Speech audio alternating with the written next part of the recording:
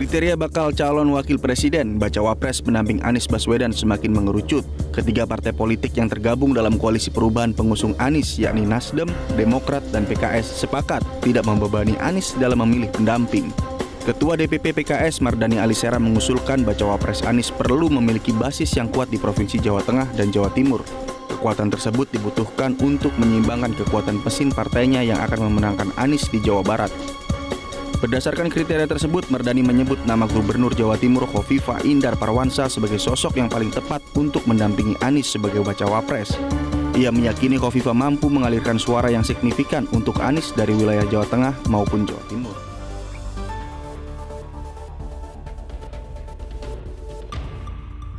Enak bahas Anies Baswedan lagi kali ini. Bukannya karena saya sayang sama Anies, tapi saya lagi berhitung bagaimana cara Anies bertahan di kondisi rapuhnya pengusung dia sekarang ini. Dan kita tahu Anies didukung oleh 3 partai, Nasdem, Demokrat, dan PKS, dengan leadernya adalah Nasdem. Menurut undang-undang, supaya partai bisa mencalonkan seorang presiden, maka sebuah partai atau gabungan partai harus bisa mencapai 20% kursi di DPR RI. Nah, gabungan ketiga partai ini sudah mencapai 28%, jadi layak mencalonkan seorang presiden. Dari ketiga partai ini, mereka mencalonkan Anies Baswedan sebagai calon presidennya. Itu karena dari ketiga partai ini tidak satupun dari mereka punya kader yang hasil surveinya setinggi Anies. Disinilah titik persoalannya.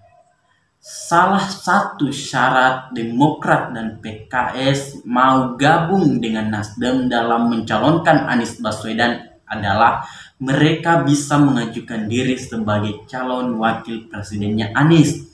Dari Demokrat, siapa lagi kalau bukan Agus Yudhoyono atau AHY? Karena di Demokrat itu tidak ada lagi orangnya. Bukan karena Demokrat itu jelek-jelek kadernya, tapi karena sudah diputuskan oleh mereka kalau urusan siapa jadi presiden atau wakil presiden ya harus Agus, yaitu adalah keputusan bapaknya. Kalau bukan Agus, nanti bapak akan marah. Nah, PKS sebenarnya lebih moderat dalam memilih calon daripada Demokrat.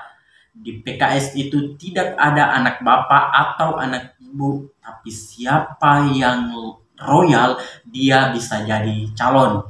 Nah, salah satu calon yang royal di PKS adalah Ahmad Heriawan, mantan Gubernur Jawa Barat 2 periode yang sudah terbukti kemampuan jaringan dan logistik dia luar biasa untuk memobilisasi suara. Maka di saat PKS yang sudah 10 tahun jadi oposisi dan berakibat kering kerontang kantongnya, logistik dari AHY pun jadi tumpuan utama.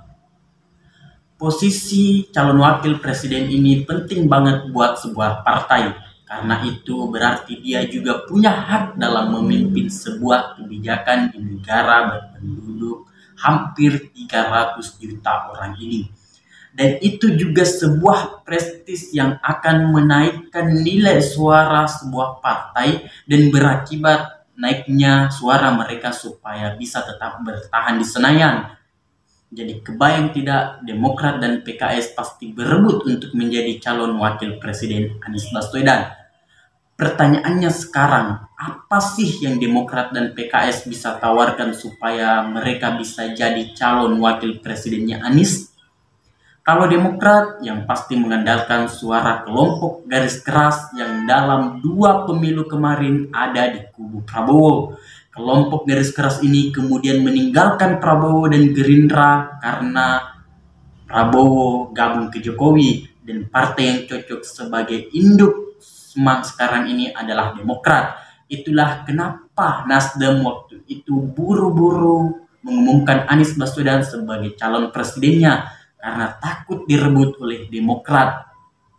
Kalau PKS sudah pasti mengandalkan jaringan mereka di Jawa Barat. jaringan PKS ini tidak main-main. Selama Aher jadi gubernur Jawa Barat, dia sudah berhasil membangun basis massa di sana yang selalu berhasil mengalahkan lawan politiknya.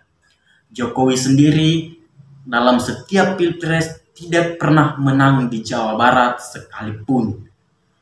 2 kali di Pilpres 2014 dan 2019 dia kalah telak karena Aher masih memegang basis massanya di sana.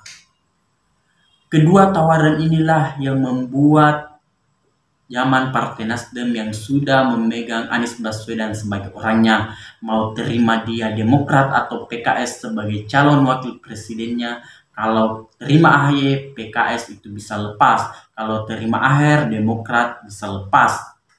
Itulah kenapa disebut koalisi ketiga partai ini adalah koalisi rapuh, karena tidak ada yang dominan di antara mereka bertiga. Dan kalau satu saja partai tidak jadi berkoalisi, maka mereka dianggap tidak layak mencalonkan seorang presiden. Selain itu, Nasdem juga kabarnya tidak srek dari calon Demokrat dan PKS. Kalau AHY jadi wakil presiden cuma jadi beban berat di punggung doang, karena hanya menonjolkan kegantengan tanpa kemampuan, dan itu bukan lagi rahasia umum. Publik juga sudah banyak yang tahu.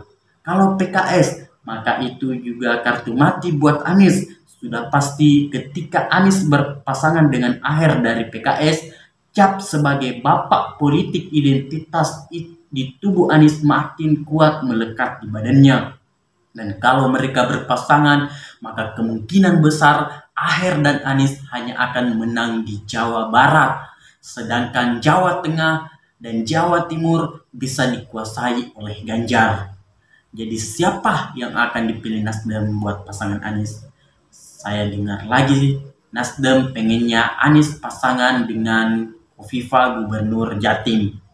Kalau Anies bisa dipasangkan dengan Khofifah, maka gerakan cuci tangannya sebagai bapak politik identitas bisa terbang. Lagian dengan pegang Khofifah, maka Jawa Timur akan berhasil direbut. Dengan pegangan Jawa Barat dan Jawa Timur, potensi Anies untuk menang Pilpres akan semakin besar. Kalau Jawa Tengah tidak usah dipikirkan, itu memang kadernya Ganjar. Demikian dari saya.